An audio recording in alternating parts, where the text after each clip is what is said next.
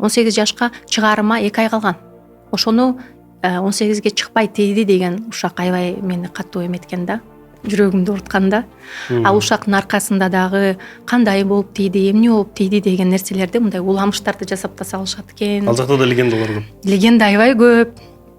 Качып тийди, анан көбүсү бандит, анан бир нерсе экен. Жөн эле бир турган кишини эле укмушка салышат да, сүрөттөпчү. Жөнөкөй эле үй бүлө курулду бизде.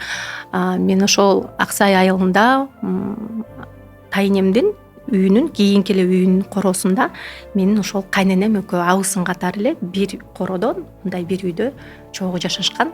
Мен 3-4 жашымда кирип, алардын үйүнөн конфет жеп, ойноп жүрчү экенмин. Кийин эле Анжелика чоңоюп калды, өзүбүздүн кызыбыз эле чоңоюп калыптыр деп.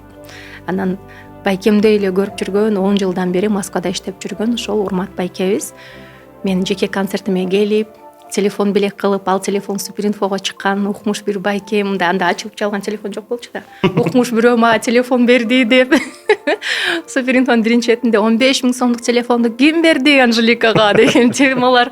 Анда хайптын эле жаратчу экенбиз. Азыркы заманда iPhone бергенде эле, азыр iPhone да болбой калды го, бир машина бериш керек болуп калды го азыркы. Машина мени таң калтыра албайсың, эми бүттү башка заман.